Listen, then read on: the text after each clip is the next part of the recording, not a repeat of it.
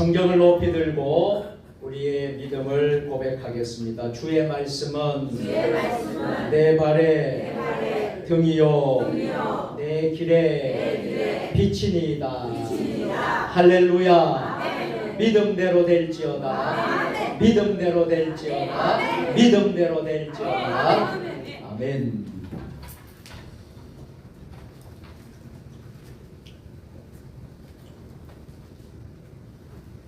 오늘은 성탄, 하늘의 영광이 땅에 임하다라는 제목으로 하나님의 말씀을 선포하겠습니다. 오늘 본문 말씀을 다 같이 다시 읽도록 하겠습니다.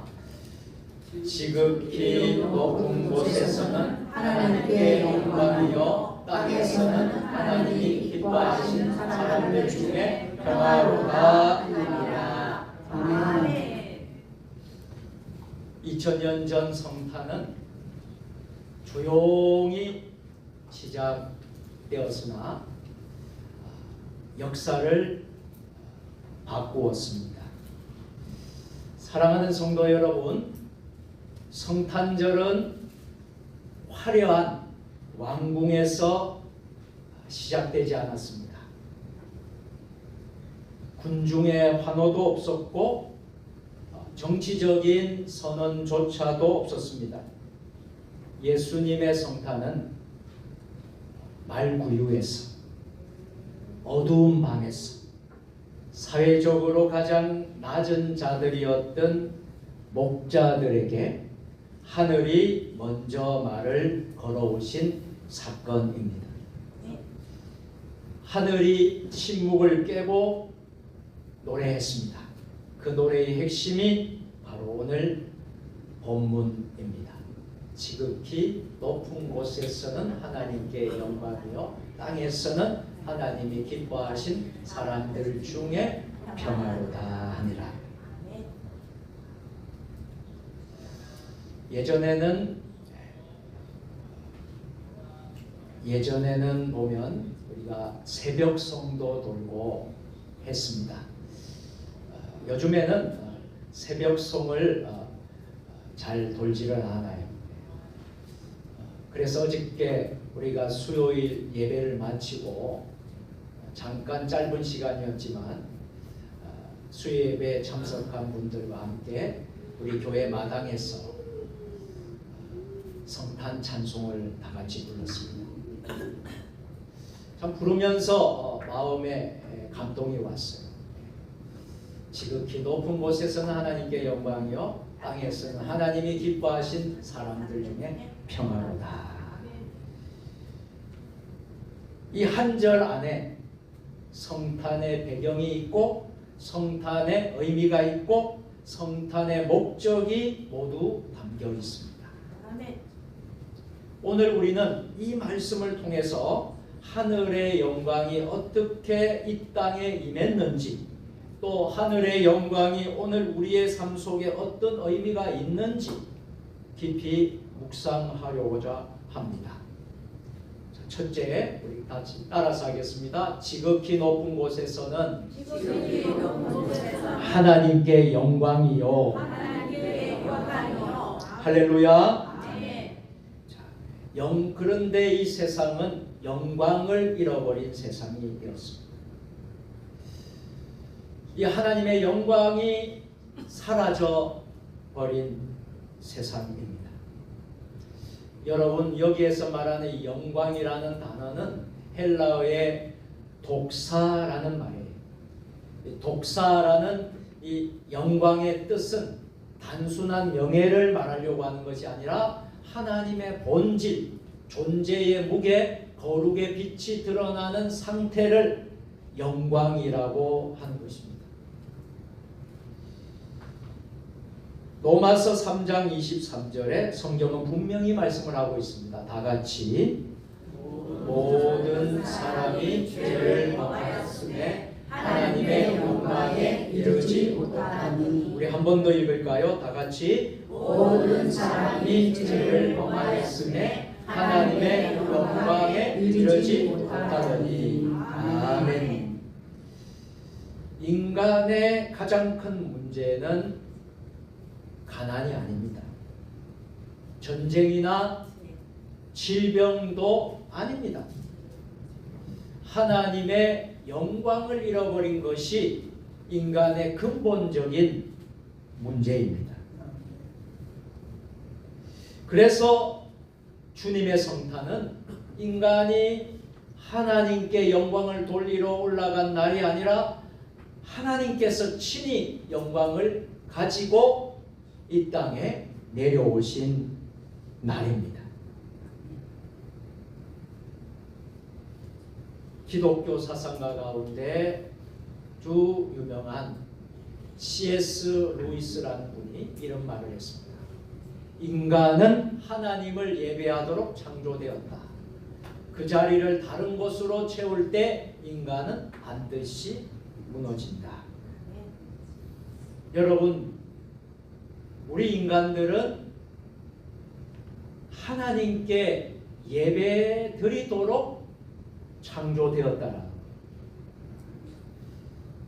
그런데 예배 대신에 다른 것으로 우리가 채울 때에 인간은 반드시 무너진다라는 거예요.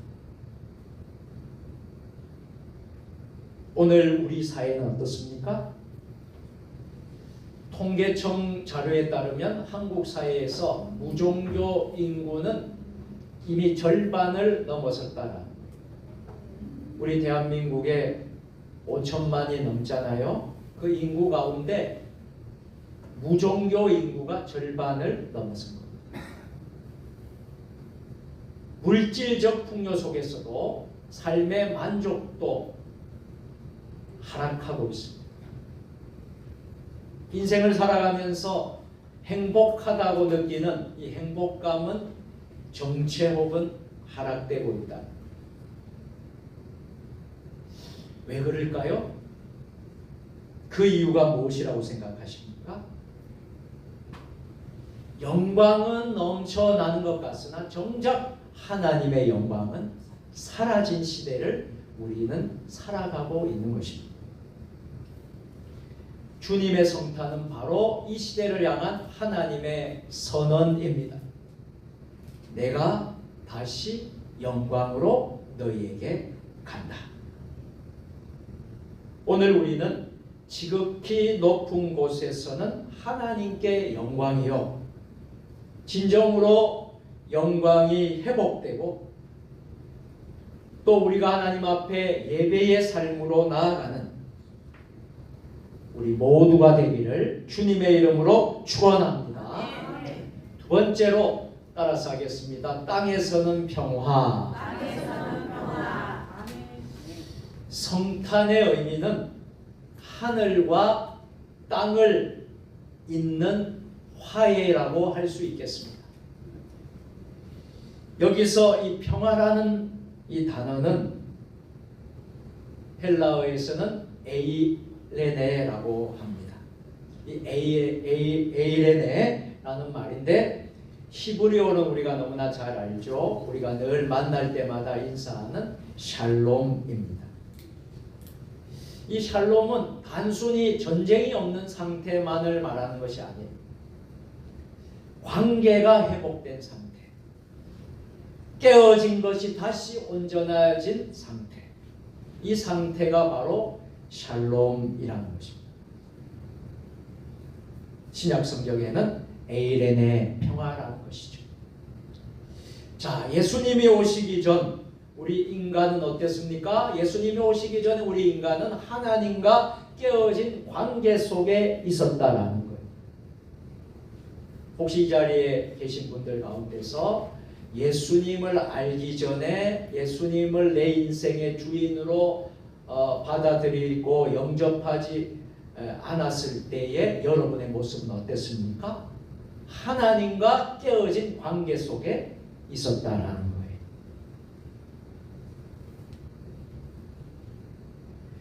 이사야 59장 2절은 이렇게 말씀을 합니다. 다 같이 오직 너희 죄악이 너희와 너희 하나님 사이를 갈라놓았고 너희 죄가 그의 얼굴을 가리워서 너희에게서 듣지 않으시게 함이니라. 아멘. 아멘. 주님의 성탄은 이 갈라진 사이를 잇기 위해서 예수님께서 다리로 오신 사건입니다. 그래서 로마서 5장 1절은 이렇게 선언합니다. 로마서 5장 1절 다 같이 그러므로 우리가 믿음으로 의롭다 하심을 받았으니 우리 주 예수 그리스도로 말미암아 하나님과 화평을 누리자. 아멘. 오늘 우리 대한민국은 겉으로는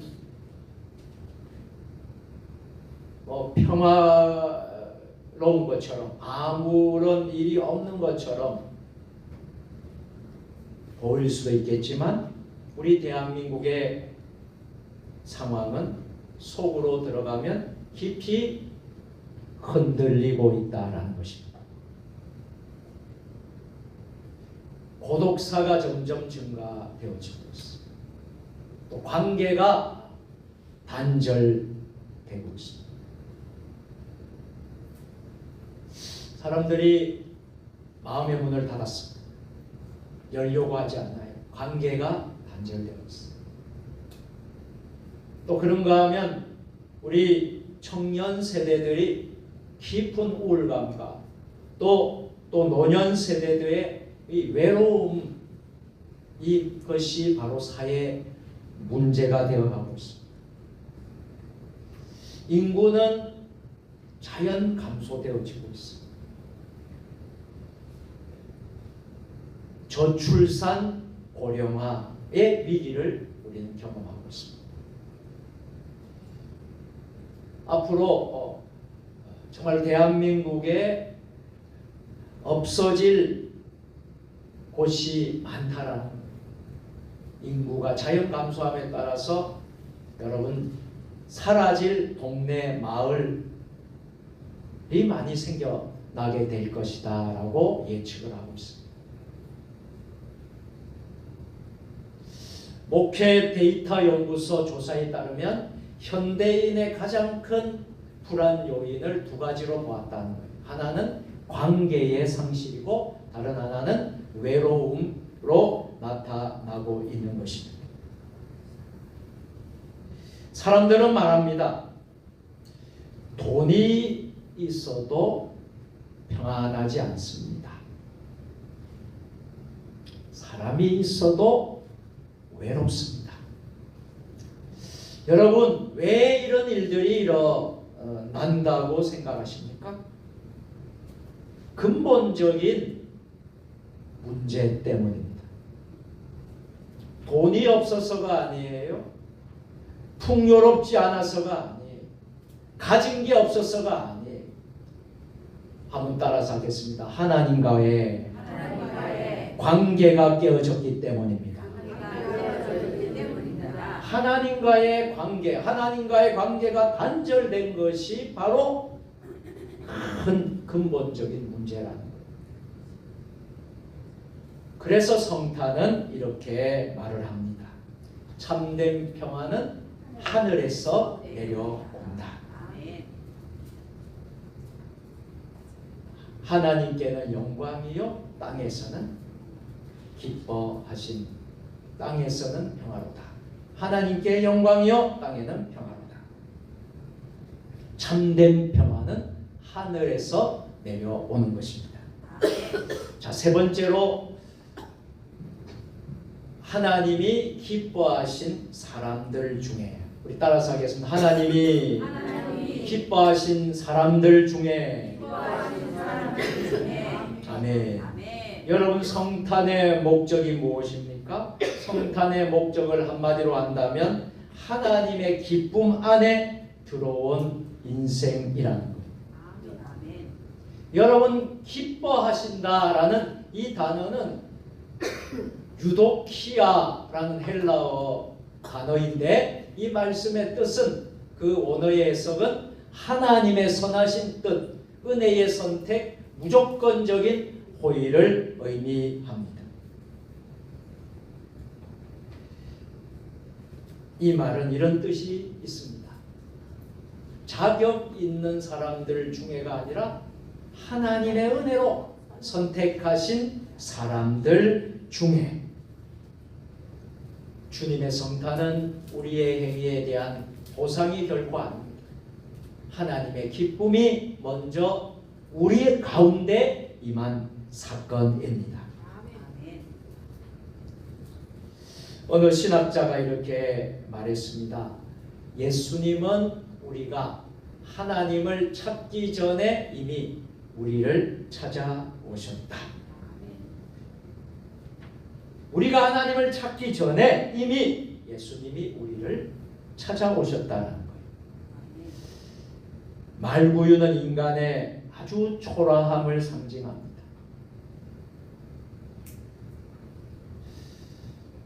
제가 수년 전에 이스라엘 성지순례를 다녀왔는데 예수님 탄생한 베들레헴도 다녀왔고 또 예수님이 탄생했던 그 장소 그곳을 가보았어요. 또 말구유라고 해서 그 상징적으로 기념해서 한 곳도 가보았는데 보면서 느끼는 것이 참 이 말구유라는 자체가 인간의 초라함을 상징하지 않습니까? 만왕의 왕이시고 인류의 왕이고 왕으로 오신 우리 예수님이시라 그러면 당연히 화려한 왕궁에 아주 좋은 곳에서 탄생하셔야 마땅하실 텐데 그 모든 것을 내려놓고 버리시고 낮고 천한 곳으로 오셨다라는 것은 우리 인생의 가장 낮은 자리까지 예수님께서 들어오셨다라는 말씀입니다. 그래서 주님의 성탄은 우리가 가볍게 여겨서는 안 된다는, 그저 성탄이니까 그저 즐겁고 그리고 희락을 누리고 마음이 들뜨고 그렇게 보내는 그런 성탄이 되어서는 안 된다. 이 정도까지 우리 주님이 사랑하셨구나. 이 정도까지 주님이 나를 사랑하셔서 이렇게 우리 낮은 자리까지 들어오셨구나. 유명한 그 디트리트 보네퍼 목사님이 이런 말씀을 하셨어요. 우리 화면을 보고 다 같이 읽겠습니다. 하나님은 인간의 힘이 끝나는 지점에서 비로소 시작하신다. 주님의 성탄은요, 우리의 끝에서 시작된 하나님의 은혜임을 기억하시기를 바랍니다. 이제 하나님의 말씀을 맺도록 하겠습니다. 하늘의 영광, 오늘 우리의 삶으로 이어져야 될 줄로 믿습니다. 사랑하는 세종 주님의 교회 성도 여러분, 이 성탄은 과거의 사건이 아닙니다. 오늘도 살아있는 하나님의 선언입니다. 영광을 잃은 세상에, 평화를 잃은 우리 인간들에게, 기쁨을 잃은 우리 인생들에게 하늘의 영광이 오늘 다시 우리 가운데, 우리의 가정에, 우리의 교회 가운데, 이 나라와 이 대한민국, 이 민족 가운데 임하기를 소망합니다. 지극히 높은 곳에서는 하나님께 영광이요, 땅에서는 하나님이 기뻐하신 사람들 중에 평화로다. 이 성탄의 복음이 여러분의 삶을 다시 살리고 눈물의 자리를 소망의 자리로 바꾸는 참된 은혜가 되시기를 주님의 이름으로 축원합니다. 아멘. 다 같이 기도하시겠습니다. 사랑과 은혜가 충만하신 하나님 아버지, 하늘의 영광을 버리시고 말구유까지 내려오신 예수 그리스도의 성탄을 감사드립니다. 잃어버린 영광 대신 주님의 영광을 바라보게 하시고 깨어진 마음 위에 하늘의 평화를 부어 주옵소서. 주님, 이 성탄이 지나가는 절기가 아니라 우리의 삶을 바꾸는 은혜가 되게 하옵소서.